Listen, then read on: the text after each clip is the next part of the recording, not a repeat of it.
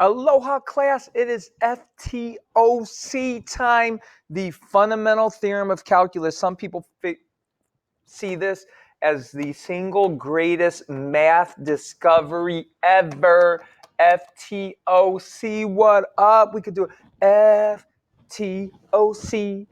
give me a FTOC. I don't know, here we go. Topic 6.4, the fundamental theorem of calculus and accumulation functions. Okay, this is the heart of all we do in AP Calc, all right, you guys? We're going to go ahead and get this started with example 1 here in our notes, all right?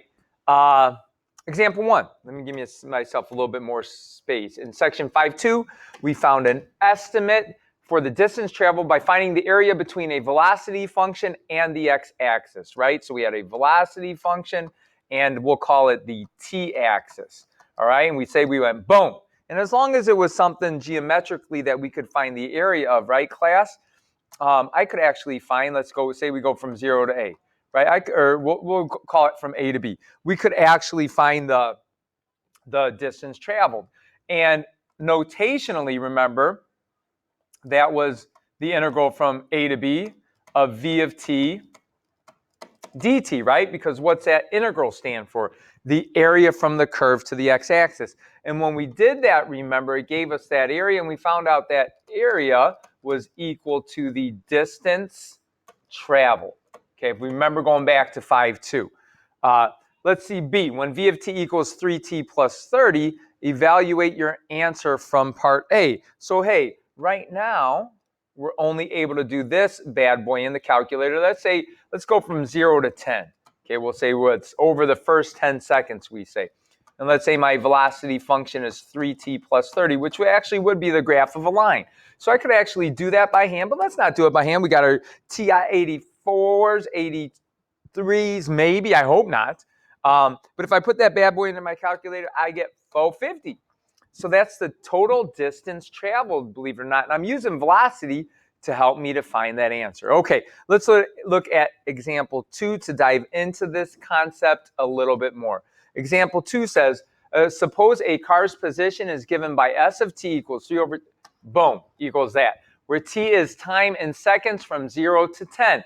What is the position of the car at 0 seconds? Well, that would just be s of 0, and s of 0 would be 25. What is the position of the car at 10 seconds? Well, remember, if I want to know what the position is, that's just s of 10. And I did this earlier. That's 475. What is the change in the position of the car? Well, we learned earlier that change in position is like displacement. So that'd be s of 10 minus s of 0. Do a little 475 minus 25, and I get a 450. How about it? That's kind of similar to the answer we got earlier, right? How does this question relate to the previous example? Oh, snappy dappy. I got the same exact answer. Same, sweet S, same answer. Is that just by chance? Or what the heck is going on? Homie Holmes? Just to double check, find S prime of t. Do you notice something? Let's go right now. Hit pause and hit S prime of t. And what is S prime of t? S prime of t, what's it equal? We're going to use that guy up there, drop that 2. We get 3t plus 30. What the what? That was the same as that bad boy over there, and I got the same answer. Pretty darn interesting. And way back in the day when they figured this out, they were like, yeah, what's up? Let's go. Let's go. Give me them toes. All right.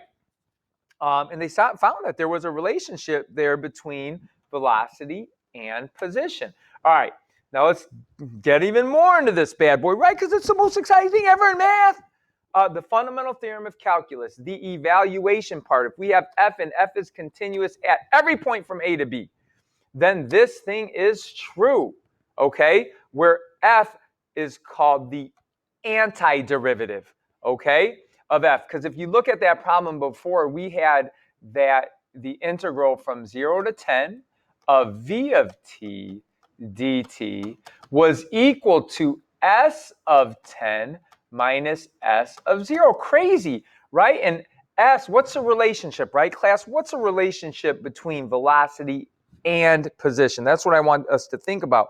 And the relationship between velocity and position is that velocity is equal to the derivative of position, right, class? So, you know, we can go this way, and guess what? We could kind of go backwards. And that's what we're kind of doing right now, right, class?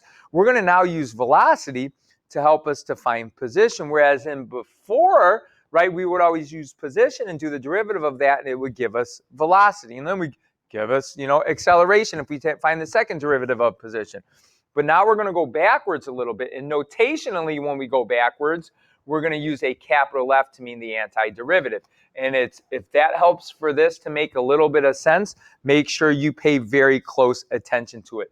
But what we would like to say is that the antiderivative, okay, the antiderivative of velocity is position. Got it? Something we want to make sure we pay attention to from here on out. What's the antiderivative of acceleration? Pause.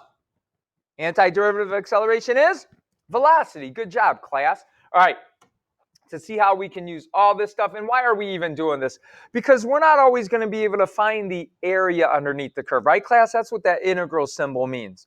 You know, we want to be able to do it algebraically, and that's kind of what we're getting to right now. And able to really see it here is example 1. You should know all of these answers. Okay, let's see if you can hit pause and beat me. Okay, and then unpause. All right, or you know what? Don't look at the screen and see if you can beat me. Okay, what's the derivative? That would be the power rule, 4x cubed. Derivative of cosine begins with a c, so it'd be negative sine x. The derivative of 5x would be 5. The derivative of e to the x is e to the x times the natural log of e, which is just e to the x. The derivative of 7 to the x would be 7 to the x times the natural log of the base, right? The derivative of the natural log of x is 1 over the x. Chain it, which would just be 1. The derivative of secant x would be equal to secant of the something, tangent of the something. And then we have an inverse. Inverse is 1 over 1 plus x squared if it's the inverse tangent. All right? Hopefully you're okay with that. Now let's think about that. Use the evaluation part of the fundamental theorem of calculus to evaluate each expression. Okay, so let's see how good you guys are. X squared. What would the antiderivative be? So let's go backwards. Remember, when we went forwards, we would subtract an exponent, right, class? So believe it or not, we kind of have this antiderivative power rule. And the antiderivative power rule is we are going to add 1, right? Because we usually would subtract 1. And then whatever answer you get there, you would put on the bottom. Boom. And we're going to evaluate that from 0 to 3. Okay, that's using the fundamental theorem of calculus. So that would mean it's 1/3 x to the third. And you know what's awesome about these is what's the derivative of that? Oh, snappy. It's x squared, right? So you can always check your work here. Okay, and then we use our fundamental theorem of calculus. And what does our fundamental theorem of calculus say? Is we're going to go ahead and plug a 3 into that bad boy. So it's 1/3, 3 to the third, minus 1/3, 0 to the third, which would be what, 27? 9 minus 0, which is 9. Okay? Let's go ahead and look at the next one. And this is the integral of a sum, but I'm allowed to just, let's go backwards. What the heck? That's a 1. So what would the antiderivative of that be? Well, it'd be x, Mr. Tanaka, right? Because the derivative of x is uno ichi. Okay? Is 1. All right, and what's the antiderivative? Ooh, trig, you're going to have to really think here, because we all know it's sine. But then we have to be careful here. Is it going to be negative or positive? Right? Well, the derivative of sine is positive cosine, so I'm good to go. And then I'm going to use the fundamental theorem of calculus to evaluate that from pi over 2 to pi. All right, so the question is, how do I plug those bad boys in? I plug the top guy in first. So it'd be pi plus sine of pi minus pi over 2, whoops, parentheses, plus sine of pi over 2. So once again, still have to be good at my trig. That'd be pi plus 0 minus pi over 2 plus ichi. And what does that equal? You know, you could do your pi over 2's, and that would be pi over 2 minus 1. Okay? Next guy. All right. X to the third, that's the power rule. So it'd be x to the 3 plus 1, which would be 4. And then I divide by that, so it'd be 4, right? And then the antiderivative of 1 is just x. Check your work. Boom. Boom, good to go. And I'm going to evaluate that from -1 to 3. And so I plug that 3 in first. So I get 3 to the 4th over 4 plus tree. And then I have to subtract, plugging a 1 in. So it'd be -1 to the 4th over 4 plus a -1. Sorry, I'm running out of space. So I've got my answer over here. You do definitely need to be able to do that busy work, but I get 24, it says, as my answer. All right, we're just going to keep rolling. Now, this guy's a little bit different. I think I should use that rule of integrals, which means I can take that 3 out. I think it makes it much easier to deal with because now I just have to worry about the power rule. And the power rule says it'd be x. Well, I add 1 plus 1 is 2, but then I have to divide by that guy and -1 to 2. And then believe it or not, that 2 is a constant still, so I should take that out, okay, even before I use the fundamental theorem of calculus. And that's much easier to deal with. I highly encourage to always bring out your constants, and then you plug in the 2, and I get 2 squared, which was 4, minus, I plug in the 1, and I get -1 squared, which would be, boom, there we go, and that would be 9 over 2. All right, woo! Oh, snappity-dappity, please hit pause. Be so super duper impressed if you can get the next bad boy right. Give it a shot. Okay, 3 to the x. Well, the derivative is 3 to the x natural log 3, but I'm going backwards here, right? I better really think about this guy. Believe it or not, it's 3 to the x over the natural log of 3. And you're saying, how the heck is that the case? Well, if I take the derivative of this, right, that's 1 over the natural log of 3. That's a constant. And when I take the derivative of that, remember, the constant's just going to stay there, right? It'd be 1 over the natural log of 3. And then the derivative of 3 to the x would be 3 to the x. Natural log of 3, they cancel out, and I end up with that. That's how I know that guy is correct. And I'm going to evaluate it from -1 to 2. Okay, so what the heck would that look like? That would look like 3 squared over the natural log of 3. Shame on me. Let's not do it yet. Remember, I just said that's a constant. So pull that bad boy out. Okay, and it will be much easier to deal with now, right, class? Wouldn't you agree? So it's 1 over the natural log of 3, okay, and that would be 3 squared minus 3 to the -1. 3 squared is 9, and that'd be a 1/3, right? Do some common denominators and cool stuff like that, and you should get 26 over the natural log of 3. Make sure you get that, okay, class? And that's just doing some common denominator. Ooh, liar, liar, pants on fire. You get 26 over 3 natural log 3. Okay, class? Right there on my notes. Make sure you can get that. My problems here are getting a little crazy, so I'm going to get rid of all of that, okay? And we're going to do the last one here, which is F.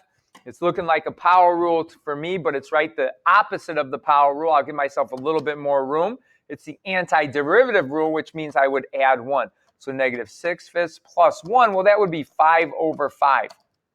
What would that give me? That would give me an x to the -1/5. So that means I have to divide by -1/5, right, class?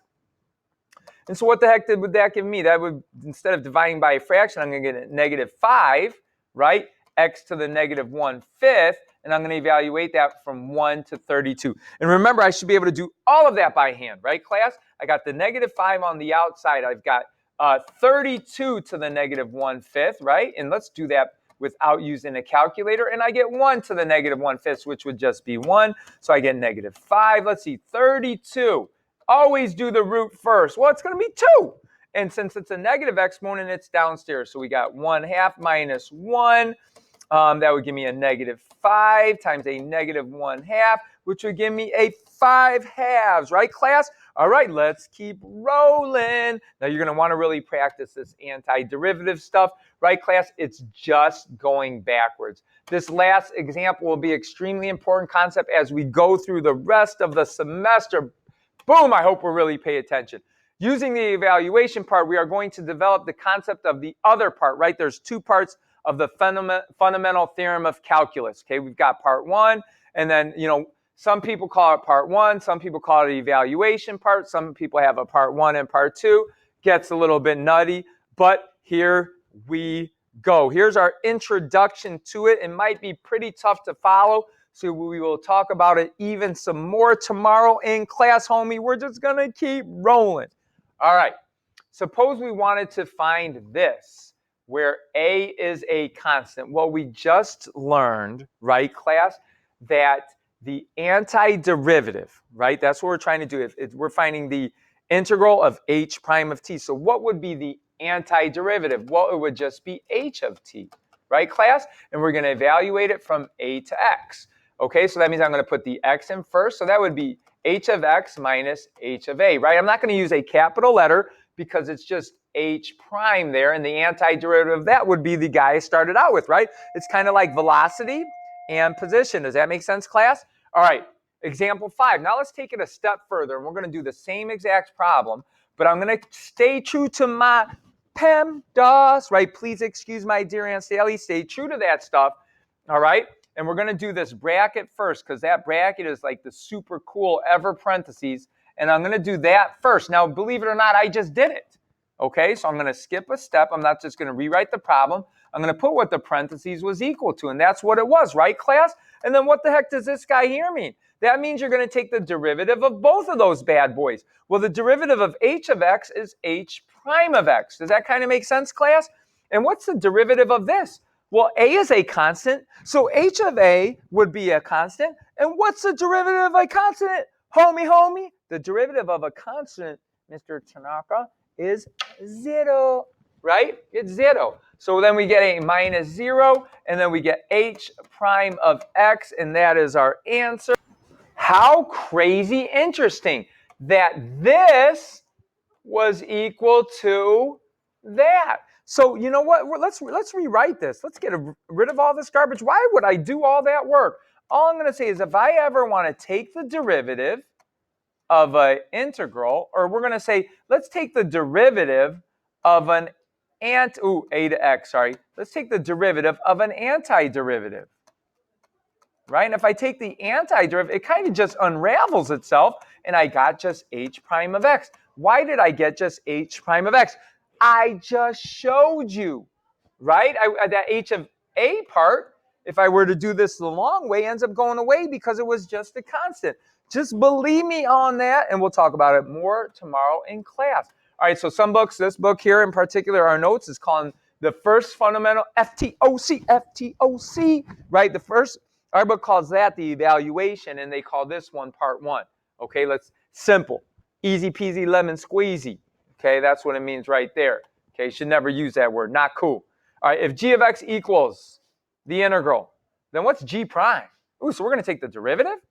Well, if I take the derivative of an antiderivative, I just learned that that's going to go away, and all I got to do is plug that bad boy in. So my answer is wx. No way, it cannot be that. Okay.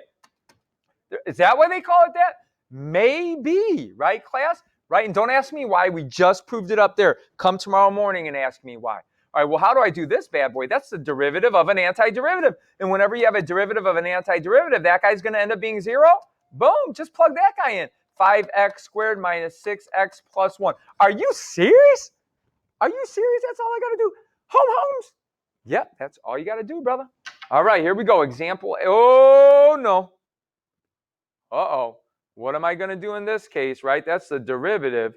And it says I have a function there, and I have a function there. Well, let's think about this for a moment. Derivative of an antiderivative. It just told me to put that bad boy in, right? So I'm going to get h prime of a function, right? Class h prime of a function, I'm going to leave a space there, minus h prime, oh snap, of a, this is kind of like a composition or chain, right? It's kind of like a chain rule because I have an inside. So guess what happens if you plug in something more than a plain old x? Example 6, example 7, we just plugged in a plain old x. So what would we do in this situation? Okay, it is simply, I just have to chain the inside. How about that, class? That's all you got to remember to do. And hey, if I wanted to do this the crazy long way, all right, let's prove it here in blue. Okay, just so that you can believe me. Let's do it the long way. Let's do a little, please excuse my dear Aunt Sally, right? So I'm not gonna do the derivative yet. I'm gonna do the integral. And remember, if I do the antiderivative of h prime, that would be h of t, right, class? And I'm gonna evaluate that at that function and at that function, right, class? Okay, please excuse my dear Aunt Sally is telling me to do the FTOC, which would be h of u of x. Oh, snap, that looks like a definite composition of function. And h of v of x, right, class? Check that bad boy out. Whew! Now I got to take the derivative of that. Well, how do I take the derivative of that? Well, you take the derivative of the outside. Don't you dare touch the inside. Okay, don't you dare touch that inside. But what, class? Multiply it by the derivative of the inside, right? And these are just functions. Okay, minus the derivative of this outside would be h prime.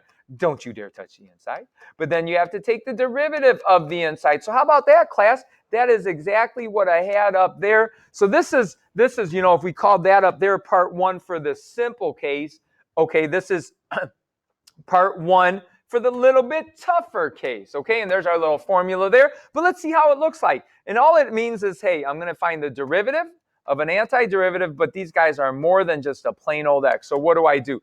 Well, believe it or not, I just start with that FTOC, right? I'm just going to plug that in. Oh, but snap, that's more than a plain old x. So I'm going to multiply by the derivative of 3x, which is 3, minus, okay, I'm just going to plug that guy in just like what we did before, right, class? But then I have to make sure I chain it, which that's a 2x. Booyah, problem done, believe it or not. Not bad, even the really tough one, right, class? What about the next guy? What about the next guy? You know what? Hit pause. See how you can do on your own with the next guy. All right, it's g of x is equal to this stuff, and they're asking me to find the derivative. Well, if they're asking me to find the derivative of it, it's the derivative of an antiderivative. What do we do in that scenario? We don't want to do it the long way, so we have this little shortcut, right? So we're going to plug that guy in, we're going to plug that guy in, right? And you're going to get it's kind of like a derivative of an antiderivative. You kind of get the same thing back. So I get the square root of 1 plus, what is that? I think it's a 3x squared, and I'm going to cube it. But what did I plug in? I plugged in a 3x squared. Don't cube anything, right? It's just what you plugged in. I plugged in a 3x squared, so then I have to chain that, which would be 6x, right? Minus, okay, now I'm going to plug in a 5x. And the biggest mistake that you guys are going to make right here is you're going to cube this because you're going to get excited and think you're cool because you can cube stuff, but you only chain what was on the inside. What was on the inside? It was 5x, so that becomes a 5 times a 5. Problem done. Nice, right? Nice. All this FTOC stuff wants to make me keep on dancing. All right, now that we have established how to take a derivative of an integral function, let's look more closely as what it means to define a function using an interval. What the heck does this mean? They give me a graph. Whew, let's take a stab at it.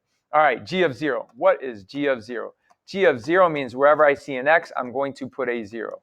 So what the heck? The integral from -2 to 0. Now I'm switching it. I don't know what my functions are, but oh snap, sweet, they gave me a graph.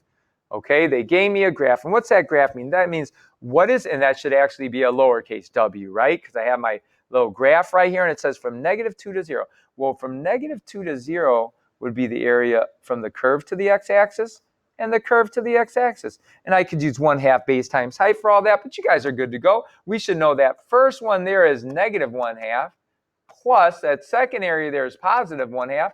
Oh my gosh, that gives me a net area of 0. How about that? That's the answer to the problem if they give me a graph, right? If they give me a graph, as long as it's something I can handle geometrically, I can find the exact area. And so I was able to evaluate that integral of g of 0. Now I've got to erase this. Remember to hit pause if you need to continue to write stuff down. Okay, so there we go. Let's keep rolling here. What the heck would g of 2 be?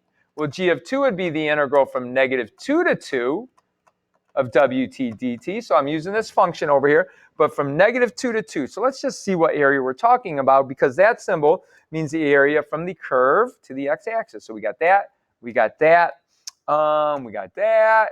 And we're going to go all the way to 2, so we got that. Oh, snap, sweet. That's not too bad. Now, the ghetto way to do this is count your boxes, right? These guys cancel each other out, and I got 1, 2, 3. Ooh, is the answer really 3? Well, we really should do the math, right, class? This first little piece is -1/2, right? Plus, and I can just do 1/2 base times height. That little is +1/2. Let's keep rolling here. Well, I have 2 of these symmetrical triangles here, right, class? I have 2 symmetrical triangles. I could use the trapezoid rules. I could use that I have a, that right there would be 2. Right, let's do +2. And then up here I have a triangle, right? So there's so many ways you could do this. There's not one set way, but that'd be 1/2 base times height, and that would be 2. So 1/2 of 2 is 1, and 1 is 1. So there we go. So I get an answer of tree. I kind of did that quickly. Let me make sure I got that answer right for sure. What am I doing? What are you doing? Question me, homie. All right, here we go. G of -3. Oh, snap. What are we going to do in this case? Because if I'm not mistaken, this actual problem is asking me to go backwards. And a lot of you will really struggle whenever your limits are going backwards. -2 to 3 would be going backwards, right, class? So let's use that property that we learned earlier of integrals, that let's not go backwards. Let's just put a negative sign out there. And if I put a negative sign out there, I can go and handle area like it was presented to us. So from -3 to 2, oh snap, that's just one. That's just a triangle, but it's below. I have that negative on the outside. So what's my area from the curve to the x-axis? That'd be 1/2 base times height. I get an answer of 2, but it's a -2. So my answer to the problem is 2. And hopefully that makes sense. Ooh, does it make sense? 1/2 base times height. What's 1/2? I got a different answer, I feel like, over there. That'd be a base of 2 and a height of 2, right, class? Oh, yeah, I get 2 as my answer in my notes. Oh, snap. You guys are like, Mr. Tanaka, come on. You did a little bit too far. That's why it's good to always check my answers over there. Even I can make a boo-boo sometimes. All right, so let's try this bad boy again. I'm just going to, -3 to 2 is just that right there. So we got 1/2. Ooh, remember, we have that negative on the outside. This is going to be negative because it's underneath, and 1/2 would be 2 times 1, right, class? Because that's a length of 1 and a base of 1 and a height of 2. I still look like I got the right answer. I just got an answer of 1/2, a positive 1/2. In my notes right here, it says 3/2. Well, that's definitely not correct because 1/2 base times height. Yes, class? Oh my goodness, that's not even a triangle. Holy moly cajoli, and I am not making this video again. That is simply a 1 plus a half of 1, which is how we get a -1.5. Oh my goodness, which is 1.5. Or that dude is a trapezoid. 1/2 the height times b1 plus b2. Oh, I bet you guys had fun with that one, but there's no way I'm recording that video over again. All right, now to put it all together and tie first and second semesters together, almost guaranteed to be on the AP exam, right? The AP loves to do this one because it ties everything in together. Now, it's telling us to complete the table. I have it right here in my notes, so I'm going to do it real quickly so we don't spend a lot of time doing it, okay? G of -3, right? And you know what? Hit pause right now and make sure you fill in all of these guys. This is just the example that we did earlier, okay, you guys? Same type of concept. 0, 1. I really hope you hit pause. That's the only way you're going to get really good at this. If you made a mistake, you can be like, hey, even Mr. Tanaka makes mistakes, right? I just did. That'd be -3, even made you watch a little bit more of a video. And since you did, I'll give it to you. FTOC. Oh, my goodness. You start dancing and things get a little crazy here. Oh, my gosh. Give me back to, okay. Whew, what was going on with that? All right. What are the intervals on which G is increasing or decreasing? Justify your response.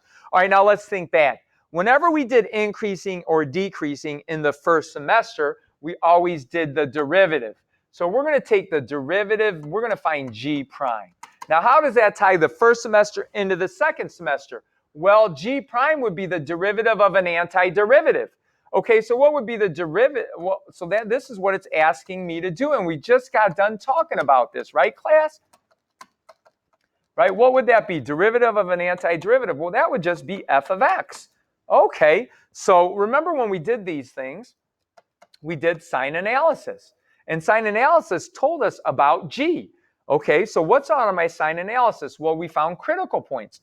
What are critical points? Now, let's recall. G prime of x is really equal to f of x. Well, that's f of x, right, class? Well, if that's f of x, we're always going to put the zeros, right? The zeros of the derivative. Well, the zeros of the derivative would be the zeros of f. And the zeros of f would be at -2 and at 0. And guess what? When is the derivative positive? It's whenever f is positive. So it's positive, negative, negative. So this problem's asking me, when is G increasing and when is it decreasing? and I would say g of x is increasing. Ooh, do I have enough space? I'll try to fit it in here. Okay, but g of f is increasing. I'll abbreviate from, let's go, we're going to start at -3. So let's go from -3 to -2.